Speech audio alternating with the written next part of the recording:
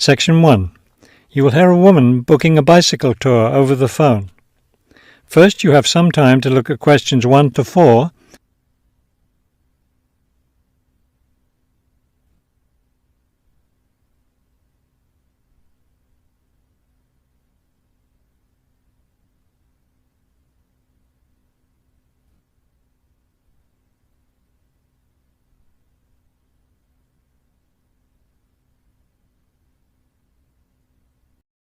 You should answer the questions as you listen, because you will not hear the recording a second time. Listen carefully and answer questions 1 to 4. Global Bicycle Tours. May I help you? Yes, thank you. I'd like to sign up for a bicycle tour. Which tour were you interested in? We have the River Valley Tour coming up in June and the Mountain Tour in July. The River Valley tour is in June. I thought it was in May. It actually takes place the first week of June. Oh, I see.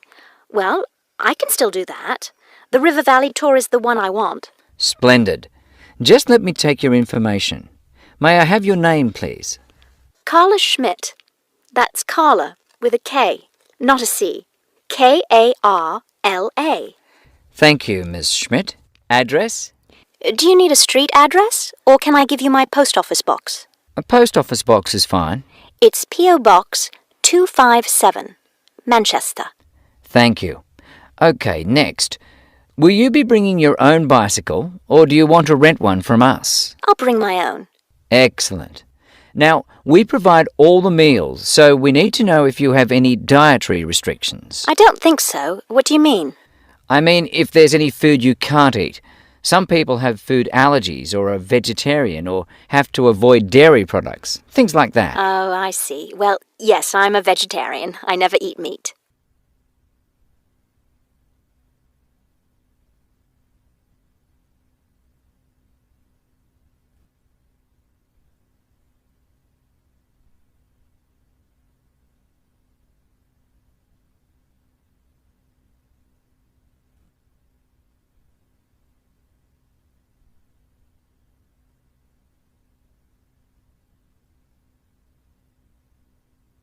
Now listen and answer questions 5 to 10. All right, I'll make a note of that. Now, the total cost of the tour is $750. That much? The price includes everything. Food, hotel, transportation, everything. Everything? Yes, everything. The only other thing is you'll want to tip the tour guide. We usually recommend 5% of the total tour cost. A 5% tip. I guess that's reasonable. In order to reserve your space on the tour, I'll need a 30% deposit. Do you need that right away? We generally ask for the deposit at least 4 weeks before the tour begins. The River Valley tour begins, 6 weeks from now. So you'll need to pay the deposit in 2 weeks. I think I can do that. I wonder if you could tell me something. How will our luggage be transported? Do we carry it on our bicycles? No, you leave that to us. We have a van that carries your luggage from hotel to hotel each day, so you don't have to worry about it. Great.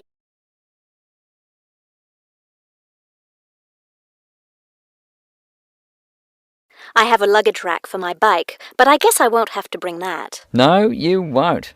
But there are a few items we recommend that you bring. We can't control the weather, so you should bring a raincoat or rain gear. Yes, that's a good idea. And I should have my own spare tire too, shouldn't I? Actually, you don't need that, as our guide always carries some. And of course, you won't need maps either, since our guide has the route all planned. What about a water bottle? I'll need that, won't I? Yes, you should definitely have a water bottle. A camera would be a good idea too, since that tour goes through some very scenic areas. I have a guidebook of that area. I wonder if I should bring it along. We don't recommend guidebooks. It would just be extra weight, and the tour guide knows a great deal about the area. Yes, I see. Is there anything else I need to know? I think we've covered the important points. I'll send you a tour brochure, and you can call again if you have any questions. Thank you very much. That is the end of Section 1. Section 2. you will hear a tour of a newly renovated health club. First, you have some time to look at questions 11 to 15.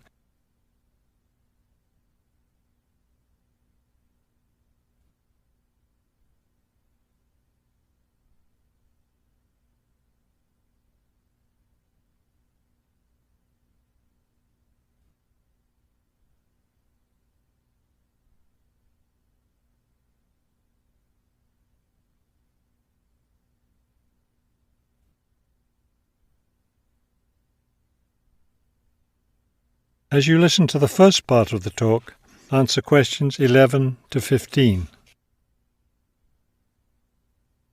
Thank you all for coming to see the new renovations to the Hartford Health Club. I know you'll be as pleased as I am to see the wonderful results of our months of hard work to improve the club and bring you the best facilities ever. We'll begin in here with the swimming pool. You'll notice the new colour of the adult pool, a lovely cool green. Now walk over here and look at the children's pool. It's the same green, but as you see, with brightly coloured sea creatures painted everywhere. Both of the pools needed painting, not only for maintenance, but I think the new colour greatly improves the atmosphere of this part of the club. Next, let's take a look at the locker rooms. Don't worry, there's no one using them just now. Doesn't it feel roomy in here? We've expanded both the men's and women's locker rooms, so now they'll be much more comfortable to use. There are bigger lockers, a good deal more room in the dressing area, and more places to store extra towels and equipment. Be careful as you walk through here. The floor's just been polished and may be a bit slippery. Let's go up to the exercise room next. Here, you'll notice a new floor. Walk on it. Doesn't that feel comfortable? It's a special material, softer than the old floor, an ideal surface for jogging and exercising. They had to move all the exercise equipment out while they were working on the floor, but don't worry, it will be brought back in before the end of today. Let's step outside now and look at the tennis courts. We haven't done a great deal here except to the equipment. We replaced all the nets and the ball throwing machine. Otherwise, everything is the same as it was before. Let's walk down this hallway, and here we are at the club store in its new location. We thought here by the entrance was a better place for it than where it used to be by the swimming pool. But it still has all the same items for sale, sports equipment and clothes in the club colours.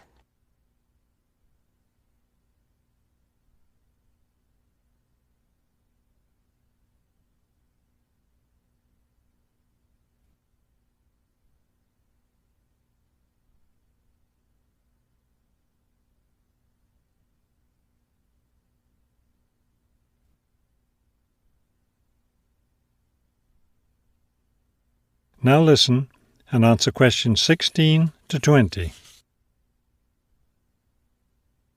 We're excited about the upcoming activities and events to take place in our newly renovated club. Now that the pools are ready for use again, swimming lessons will begin tomorrow for both adults and children. If you haven't signed up yet, you can stop by the office before you leave today and put your name on the list. If you're a tennis player, you'll be interested to hear about the tennis competition coming up on Wednesday. Players from different clubs all over the region will be participating. If you'd like to watch the event, tickets are available in the office. Also, I want to be sure you all know you're invited to our club party coming up next weekend. We're celebrating the completion of the renovation work, and we have a lot to celebrate. The entire renovation project was finished in just 9 months. That's 3 months less than the 12 months we'd originally planned on. We're proud of that, and proud that we came in under budget too. Because we've had such good results with this project, we're already planning the next one. We already have 2 indoor pools, and next year we plan to install an outdoor pool right next to the tennis courts. Details of these plans will be made available to all club members soon. All right, I think we've covered just about everything. Are there any questions? That is the end of Section 2.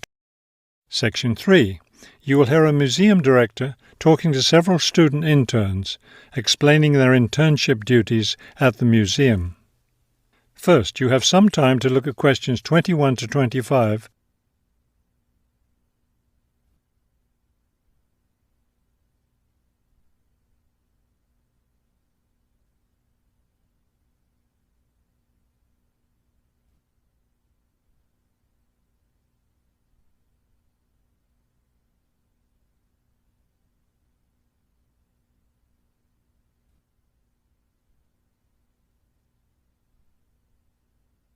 As you listen to the first part of the conversation, answer questions 21 to 25.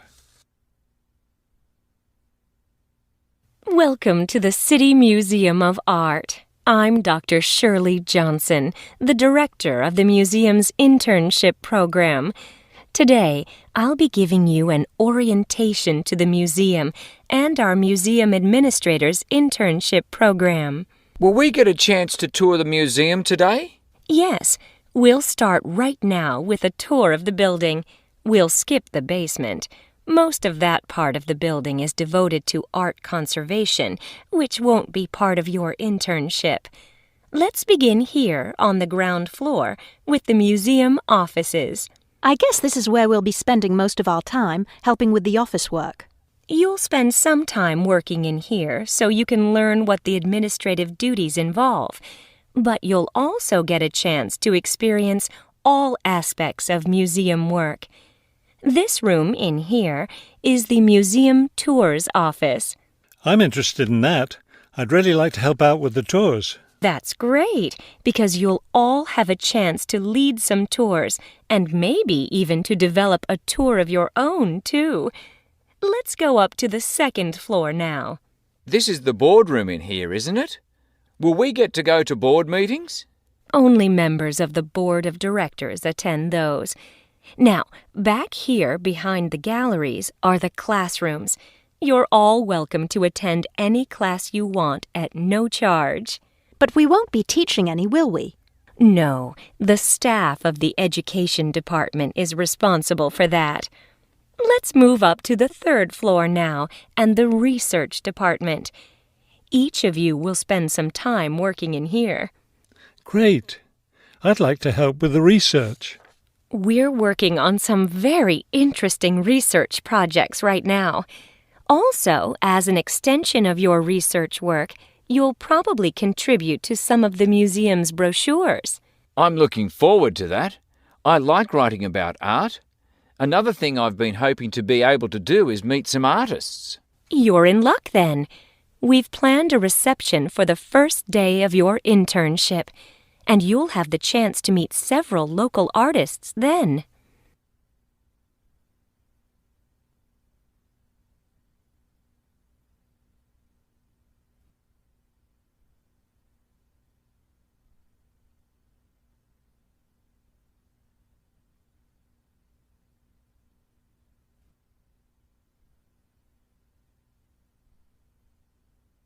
Now listen and answer questions 26 to 30. Could you give us a little background of the museum? I mean, when it was built and some information about the collections and things like that? Of course. The main part of the museum was built in 1895 with a combination of public and private funds. The new wing was built 60 years later with a donation from the Rhinebeck family. That part of the museum was built for the modern art collection, wasn't it? Yes, it was. In the main part of the museum, we have a gallery devoted to works by local artists, our sculpture collection, and a small collection of classical European art. You mentioned classes earlier. What kinds of classes does the museum offer? In our adult education program, we offer a series of art history classes, and for children, we have a program of arts and crafts workshops. You can get a brochure from the office that will give you more information. I saw a lot of chairs set up in the main hall. What are those for? Those are there for tonight's musical performance. We offer a weekly concert series during the fall and winter, and of course, all of you are welcome to attend. Now, if there are no more questions, let's step into my office and I'll show you your schedules. That is the end of Section 3. Section 4. You will hear a lecture about the history of the tomato. First, you have some time to look at questions 31 to 35.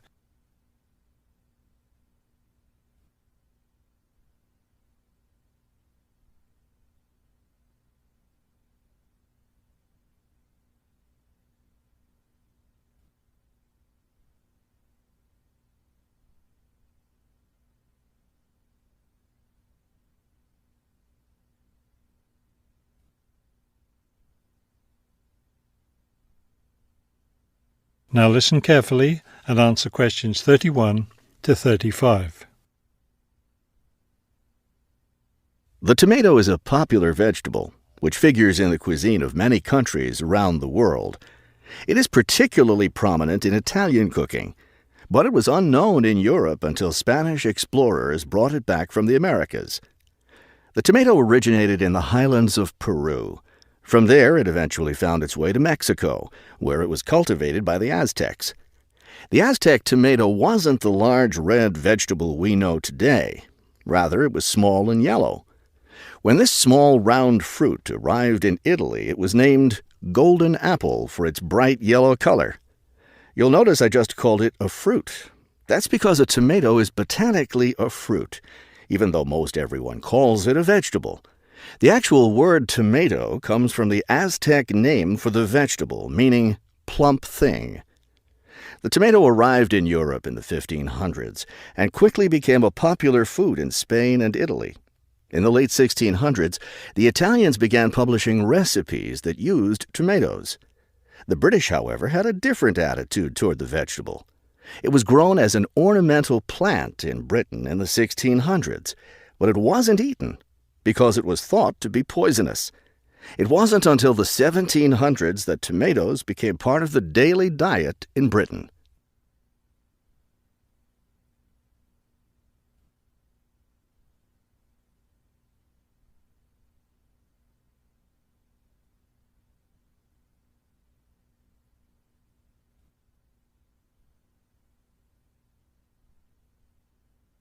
Now listen carefully and answer questions 36 to 40. In the United States, tomatoes were also used as ornamental plants rather than as food for a long time. This attitude began to change in the 1800s. In 1806, a gardener's calendar mentioned that tomatoes could be used to improve the flavor of soups and other foods. Thomas Jefferson did much to enhance the tomato's reputation as a food. He first served tomatoes to visitors at his home in Virginia in 1809. Then in 1820, a man named Robert Gibbon Johnson decided it was time to discard once and for all the idea that tomatoes were poisonous. To prove his point, he ate 1 kilo of ripe red tomatoes in public. 2,000 people gathered to watch this feat, which took place on the steps of the courthouse in Salem, Massachusetts. Amazingly enough, Johnson survived this stunt. The popularity of the tomato as a food began growing rapidly. Soon people all around the country were eating tomatoes. By the 1830s, American newspapers and magazines were publishing thousands of tomato recipes. However, all those recipes involved using tomatoes in some cooked form. Tomato salads and sandwiches were still unknown. It wasn't until a century later in the 1930s that it became popular for people to eat raw tomatoes. That is the end of section 4.